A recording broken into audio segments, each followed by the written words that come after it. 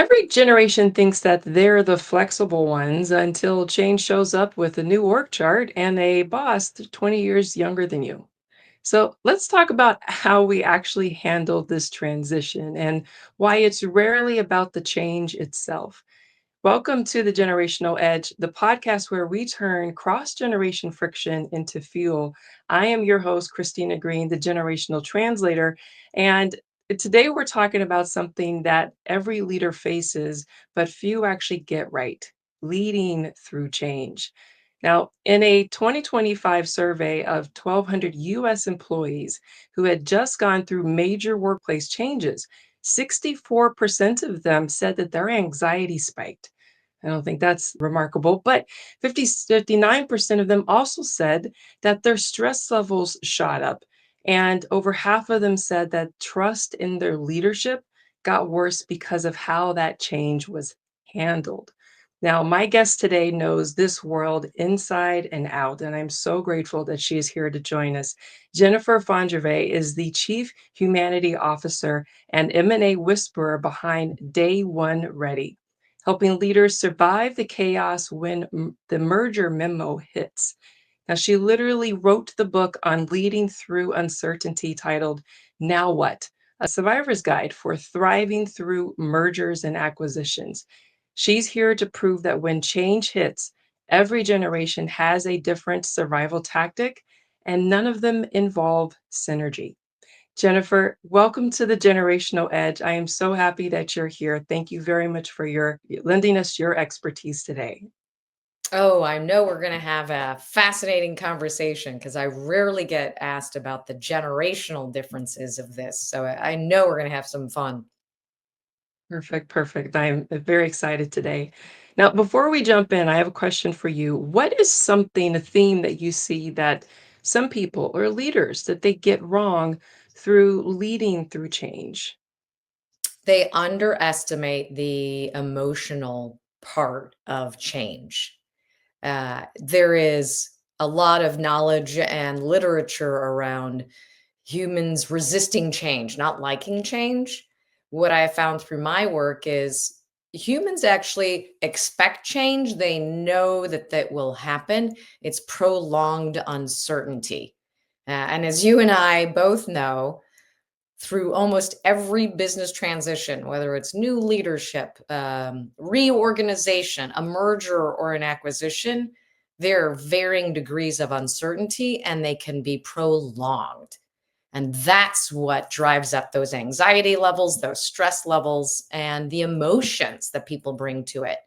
So I think what I see repeatedly happen is leaders underestimate not only the emotions that come up, but the role that they can play in helping people navigate that and the time they need to allow for people to be able to navigate that.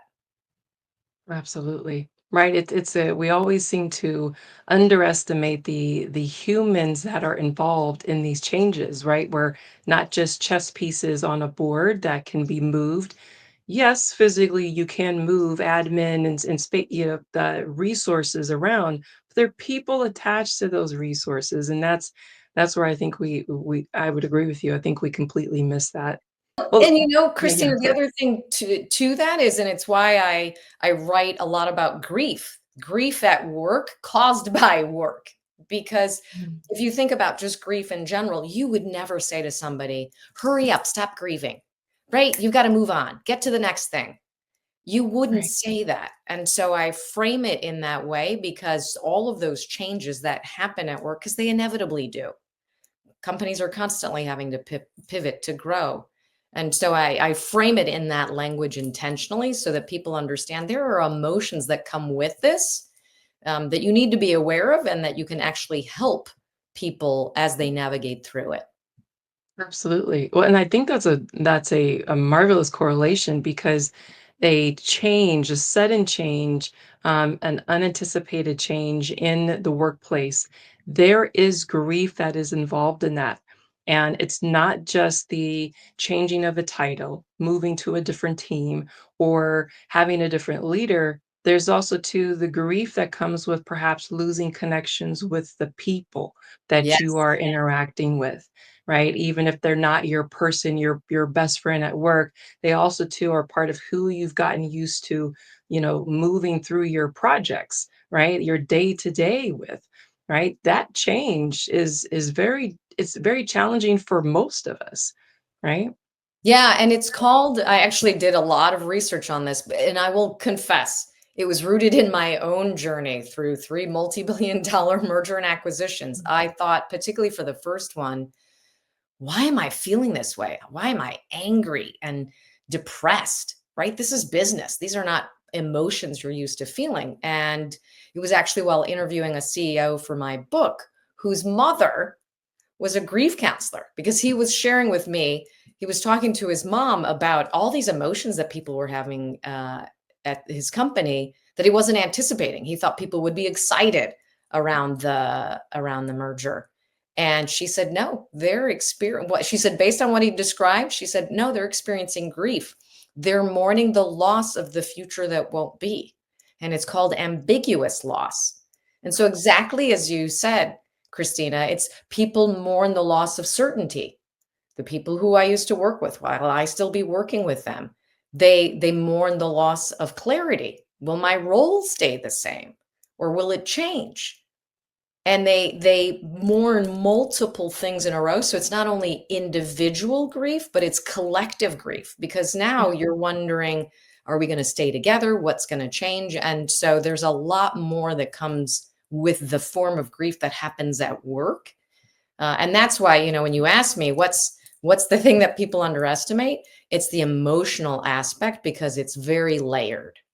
Yeah, absolutely. I love that they're mourning the loss of the future that will not be. Wow. That hits so hard to me because of course at some point all of us experience either directly or indirectly some some change, some sudden change in our workplace, and Right. whether that be a layoff. I mean, I've been fired in my career, I right? don't So think you can there's have a career nowadays without being fired at some point. Like, I'm hopeful, if anyone's listening, if you've been fired, welcome to the club. Like, it's part of the journey of life and having a career. Absolutely, absolutely. And I'm curious about so some statistics around the shape of our workforce generationally. And because I'm curious to know how you might have experienced some of these generations moving through some of these acquisitions, right? These mergers, right? So how they Mhm. were responding to some of those changes. So currently the workforce is roughly about 22% baby boomers, probably a little less than that. People are usually retiring around this point, so we'll see some fresh numbers in 26. About 30% are Gen X, 35% millennials, and about 13% of Gen Z. Now, what's not stated in this statistic is also too that millennials are on the rise of stepping into leadership positions. Yeah. So curious to understand in your experience, what have you seen across the generations and how they have responded to some of these changes in managing those. Well, one, um, and first and foremost, I think what is fascinating to me, and I know you know this firsthand, there's an assumption that, oh, younger generations, they're fine with change. They're so young to their career, it's okay, right? They'll just take it as it comes, and that older generations are the ones who struggle more. And I've seen that is not true. And I want to hear your thoughts on this as well. I've seen younger people equally struggle, particularly if it's a change where they've been working remotely and they're trying to establish, what the workflow is, how things work, and they've gone through the hybrid, the remote, the all of that. There's aspects of their journey that they're still trying to get some clarity and stability on, and then you throw into that mix the change and transformation piece. So the first myth that I would bust is change is not specific to generations. Now, you can Yeah. have younger employees who will be excited and thriving because they don't know what to expect. They don't have fear around it. but I can tell you, and I think we may have even talked about this before. I had a session where it was a healthcare company, telehealth, that was acquiring another telehealth company, and the multiple generations within the company that were coming together in this. And I was running one of the sessions, and I remember, and she even said, "I'm a millennial." And she acknowledged, as I was talking about the different stages of grief, she said, I thought I was okay, but as you're describing these, Jennifer, I realized that I've actually had depression, that I went through a stage of feeling down and really not knowing why, and I couldn't articulate it. So the other thing that I would say is, oftentimes generations who are newer to the workforce experiencing these emotions, but they don't have the language for it because Right. they haven't had the tenure, they haven't witnessed it as much. And so sometimes it's helping to provide that language and understanding that can help elevate the conversation and acknowledge it, that help people to understand, oh, I'm not the only one feeling that way. One of the one of the exercises that I do that has been so powerful, and that is, to me, has helped me see generational reactions, is I have people create a playlist. We Mm, use music to help people articulate how they feel and what stage they're in. And so love I'll that. say, pick a song that best describes how you felt when you first heard the news. Pick a song that best describes how you feel now. And pick a song that best describes how you want to feel in 90 days. And what is amazing about this is you will have baby boomers who will pick the Rolling Stones, Frank Sinatra, the Beatles, Yeah, yeah. maybe a little Anita Baker, right? Everything from Yesterday to Can't Stop Believin'. And then, Yes. we'll have our Gen Z millennials who will have like Miley Cyrus, like we'll have bands I've never even heard of, but Mhm. they all help capture how people are feeling, but the collective recognition of, oh, we're all having the feels, it has, to me, been profound and a good lesson for me, that don't make assumptions that generations will embrace change more easily. Everyone just internalizes change in different ways. 100%. Oh, such I love your use of music. I use music in my workshops as well, slightly differently, but I love it how you're using that to describe the emotion, right? To help them to because we know that music starts to unlock there are memories that are locked in those songs actually that bring us back to an era, bring us back to a moment in time, and to leverage that as a way to kind of a sense of therapy, right? To help them heal, move Yes. through the emotions. I think that's remarkable. And your point about I think of a car crash analogy is what was coming to mind. And forgive me, that's not the best way to describe a merger and acquisition, but when you're on the receiving end, you feel like things are happening to you as Yeah. opposed to with you. And so, to your point around the generations and how they're experiencing that, you could have all four generations in that car and it get into a wreck. Every single one of them just experienced a car wreck, right? And to your point, they there might have been those who have been in car wrecks before, so they knew how to brace themselves, right? Or they understood how to kind of move through it, but it Yeah. still hurt, right? You may have those who were completely brand new. This was their first wreck, so they are completely disoriented, like, whoa, what happened? Now what do I do? All of these questions are coming up and everyone in between. But the point is that they've all now experienced that car wreck. And either whether it's their first or their 10th, they all still have to be able to feel their way through that, right? And so, Yes. like we'll say with children who will have, growth plates, right? They've got, soft bones, so they're still growing, so they'll heal quickly, right? Their cells are turning over, you know, kids, healed faster from COVID than, so some of us who were a little further along in our age, right? And Yeah. so I think the same is, to your point, it's to be understood that you can't treat us all the same, and you can't make assumptions about, oh, well, they're new in their career, so so they'll bounce back. They'll find another job. Right. you may feel that way, but today's market is also too not very nice to either one on either end of the Right. spectrum. Yep. Right? And there can be an argument made for who's actually being greatly impacted, what generations are being impacted by many of the layoffs that are happening, right? The trends are just across the different industries. So to your point, we can't overgeneralize how any one generation is going to respond to any of these changes. All we can do is to make sure to focus on the human side of it and to help guide them through that. So I love your points on this one. This is beautiful.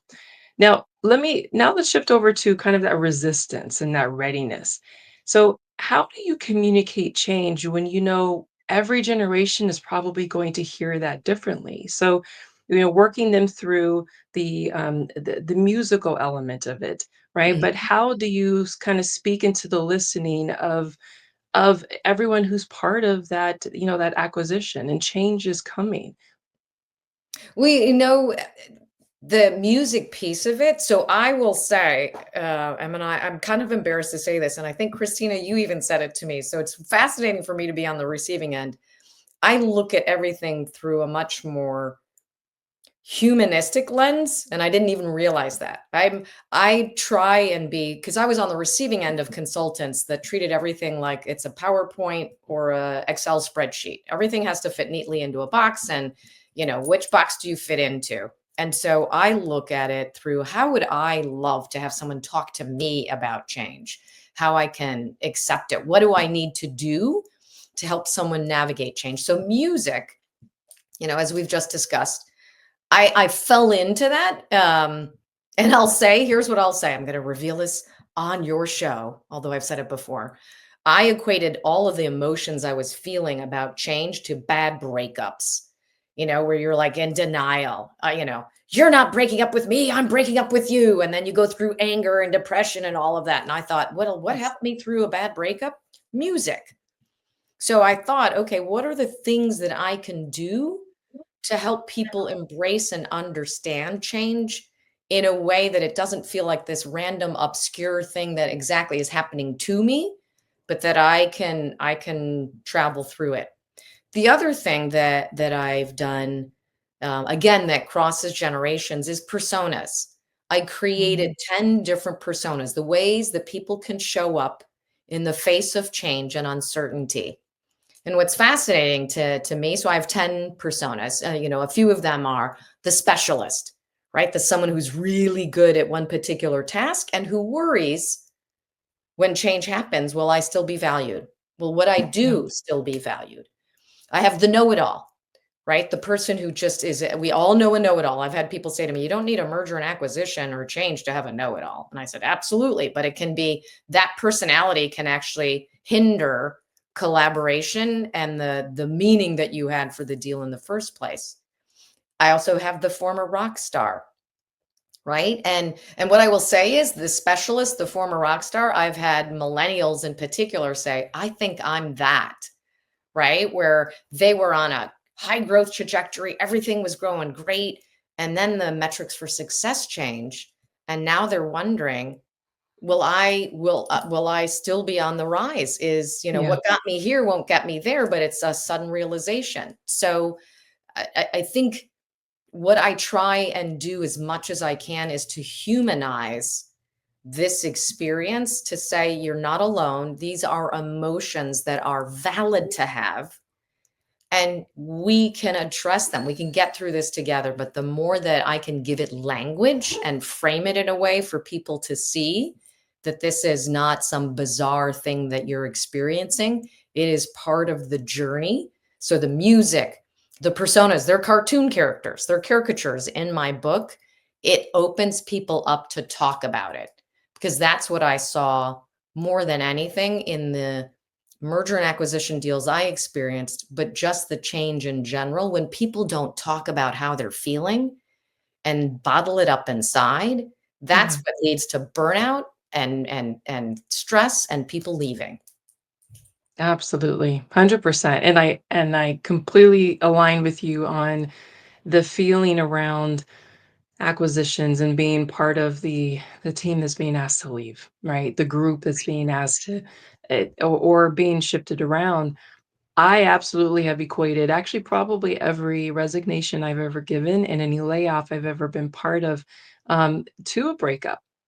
Yeah. Because it's never a good experience, and not to say that it ever will be a good experience, but to your point is that we have a choice in how it is that we show up and how we choose to receive and move through that change, right? Even if it means the ending of an era or the beginning of something new, right? It's acknowledging where we are, I think, in that change. So, Yeah, yeah. and it's funny, and I talk about this in the book. I'm very open. I was like, well, let's just think of this like a bad breakup, right? Mhm. Now, in a bad breakup, if we're going to continue to use that analogy, oftentimes, right, once you get through the stages of grief, the anger and all of that, and you get to acceptance, in that moment of acceptance, you start to acknowledge, you know what? There were parts of this relationship that really weren't working. It broke up for a reason. And so it opens your eyes to potential better possibilities down the road, a future new partner. And so I say use that same lens for what could be the right next partner from a company standpoint that will value who you are and what you bring. And so that analogy, I've had more people, after we've done the music and they laugh about, because I use mixed tapes because that was what I had, mixed tapes for my breakups. But I just say, in developing that mixed tape, you're creating a mood, but it's also to just help you feel inspired to move forward and to know that there's better possibilities out there. Absolutely. Absolutely. And in the age of AI right now, we've got a lot of uncertainty at many different levels. And where there's individual contributors are finding that some of their roles are being taken over by HR, and certainly many in the audience here are in the HR field, where they're feeling that there are roles that are going to be replaced, if you will. The human is being removed from HR, right, and Right. replaced by AI. And in particular, Gen Z and millennials actually have reported that they're feeling very uncertain, especially in being able to step into entry level roles in organizations because of that. Now, what would you say to the audience who is feeling uncertain about how the workplace is actually really evolving and kind of going through its own version of a transition? What advice would you have to leaders and actually really professionals in the corporate space who are trying to navigate some of that change for themselves individually? So it goes back to my keynote, focus on what you can control. There's a lot of noise, both externally. I mean, the noise externally is deafening at this point, and internally, because some of that driven by the external noise, but then some of that just driven by, everyone and how they're all reacting to the change. And so I use what I learned through all the noise of mergers and acquisitions that I went through is focus on what you can control. And that's why I highlight your talent, making sure you understand what your talent is and applying it every day in every way. Your effort, making sure you're clear on where do you put your effort. And we talked about in my Mhm. presentation, figuring out not only what you think is important, right? What do you have control over and what can you influence? And then anything that you can't control or influence, to scratch that out and move that off your list. Because if you Right. can't control and influence it, it is just noise. It is more noise in your head. And that's for the external noise in particular. That exercise helps people go, okay, you're right. I'm letting way too much stuff distract me. And then once you have that list of what can I control and influence, making sure you're clear with your boss and your teammates, what's the priority on this? Because what I see happen a lot through change is things keep changing. So Yeah. what may have been a priority 3 months ago may not be the priority now. So having those check-ins, it's why I say with leaders, when you do this kind of an exercise where your teams are putting their effort, make sure you have those check-ins so people can be clear, are these still the priorities?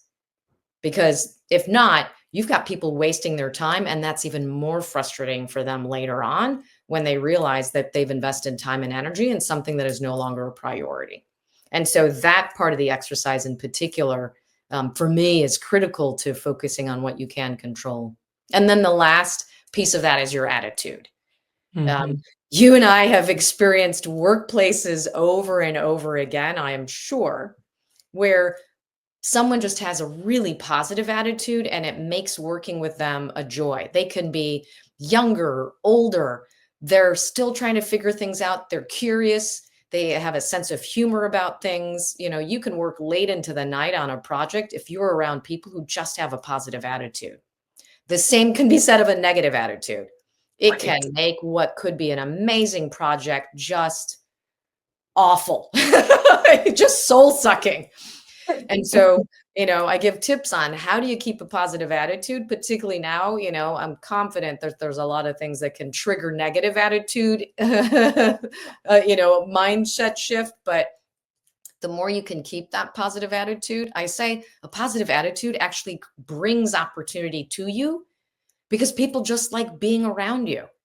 I'd like to think, Christina, you invited me onto this show because I had a positive attitude, right? I was Absolutely. gung ho. I'll try anything because I've had greater experiences doing that. And so, your talent, effort, and attitude to me, those are the three things you can control. Focusing on that helps you clear out the noise around you. Oh, beautiful. I got to tell you, I have to 100% agree with you because it all has to do with how it is that we're showing up, the energy that we're putting into the world, because we can't control the things that are happening. We can't, but we can control how it is that we're responding to them. And to your point, leveraging the talents, the skills that we already have, what we're willing to do and to put our efforts into, and that attitude. So is your acronym TEA? Like, it's like I love I, you it. know, I had I had all these branding people say, "Oh, you should make it around a teapot and all of that." I was like, I listen, I don't want to confuse people. And actually, as far as I know, tea kind of, calms you down and puts you to sleep. So we went with the exotic peacock bird feathers. But for me, the TEA, it's your talent, effort, and attitude. It's your three rings of value. It is a Yes. demonstration of the value you bring. Get clear on it. Love it, and shut out all of the noise because it is only that, just noise. So, Yes. yes. Okay, Jennifer, you have responded to all of my questions, and now this is and I really appreciate you. But now we're going to shift into what is my favorite part of the show, where I like to call decoding the generations. So, this is where we take one phrase, one word, or something that's just either driving you nuts about how people are completely misusing it, misunderstanding it around the generations. Is there anything that comes to mind when you think about how it is that generations are being perceived in the workplace, something that phrases as a phrase, anything that comes to mind that we need to talk about. Let's try to clear the air now. Uh, so it's funny because I actually I was talking to my son and daughter. So my son's 21 and my daughter is 24. She's in the workforce and he's still in college. And I was talking with them. I forgot what the topic was, but the output.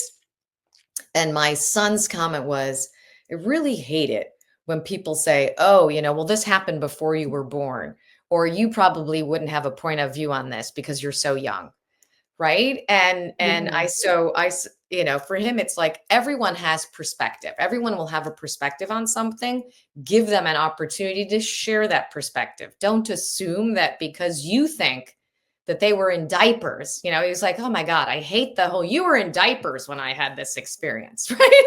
And Yes. he's like, that may be the case, but I've read up on this and or I've taken a class on it and I actually have an Mhm. opinion on it, and I would love Right, to share that with you. And right. so, our conversation was, and that's why I say that's the importance of staying curious. For me, the generational thing has never been an issue, because I'm always curious. I feel like I can always learn from anyone, and regardless of generation. And so that I think if that was a phrase, you were in your diapers when this happened, and discounting that person's Yeah. point of view because you just think they're too young, robs you of the opportunity to get smarter about a topic. And frankly, I've been more enlightened by younger generations. And I will say I'm in my late 50s. So there's a lot of generations younger than I am who just make me think about something so differently. And it's enormously rewarding. Yeah, I would 100% agree with you on it if we can remain curious about other humans and their experience, then we're leaning in, I think, in the right direction, right? We're leaning into our humanity. And I would tell you that there's not typically an awareness around the fact that people are so flippant about these things, right? Yes. Because it's those are usually the things that are said just off the cuff in a conversation. You'll hear them at the start. It'll be the chat, right, that's happening before a meeting has begun, either on Zoom or, in person. People are sharing different things. I've done this several times, I am certain. But it's not people are not typically aware that they're doing this, that they're actually being exclusive, not inviting others into the conversation by saying some of those things, right? Or like, remembering playlist, a playlist versus a mixtape. I Right. made lots of mixtapes. I remember when you remember you would bring the radio up to the phone so you could record your voicemail Yeah.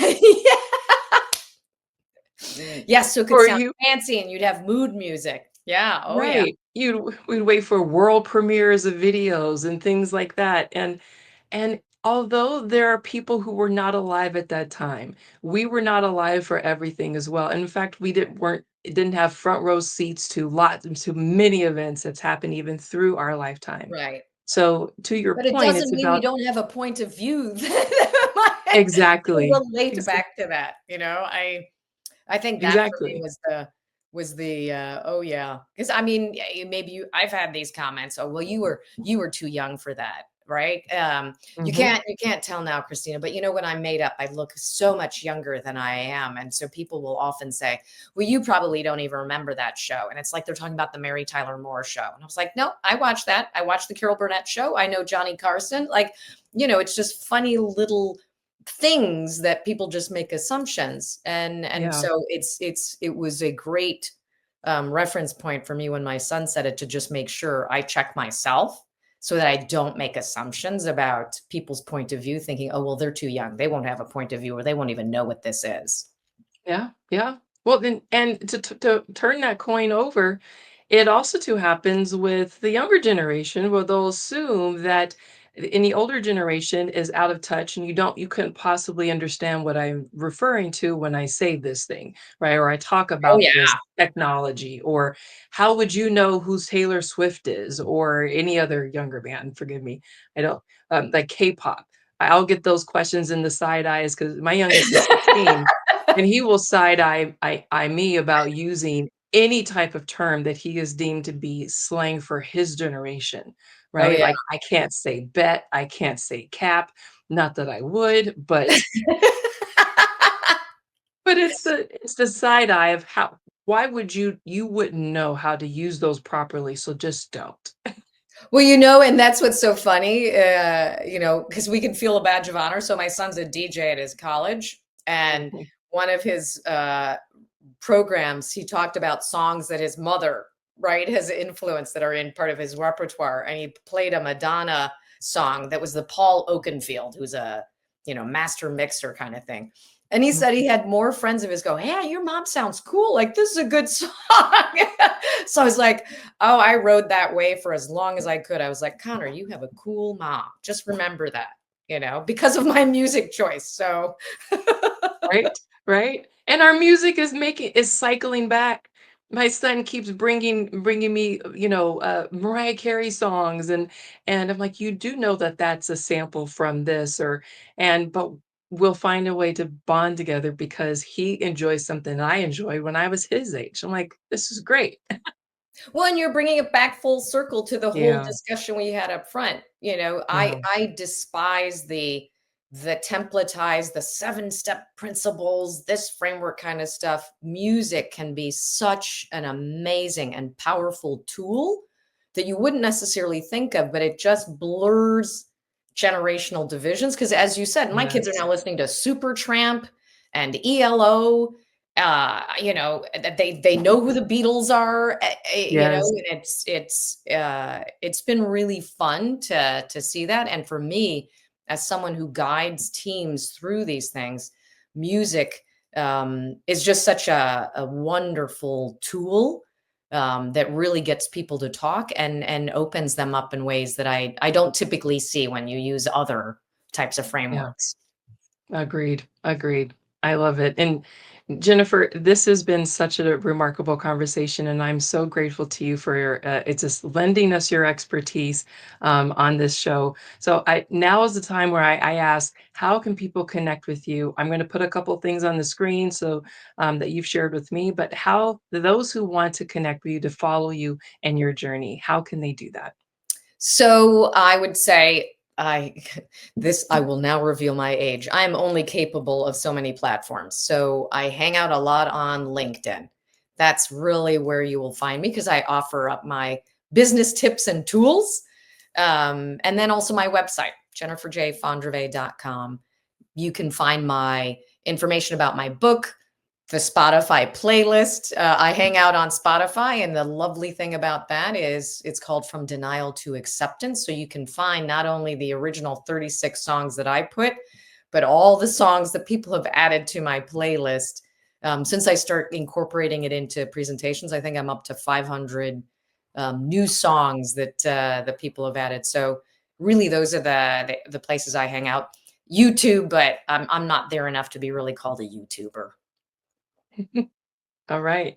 Well, thank you very much for that. On the screen, you can see the Jennifer's website, and in the box, the QR code there, that will take you directly to Jennifer's LinkedIn profile as well. And in the show notes, of course, it will include all of the other links that Jennifer is referring to, so you can connect with her on the platform that works best for you.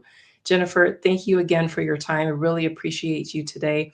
And to those of you who are tuning into this episode, if this made you rethink on how people should respond to change, especially across those generations, then please share this on LinkedIn and tag Jennifer and I, right? Let us That's know what you've been going through and help us understand what it's like managing that messy middle, because Jennifer has definitely been there and there's definitely experience, I think, to share. So until next time, keep your edge and remember, change tests your leadership long before it tests your team.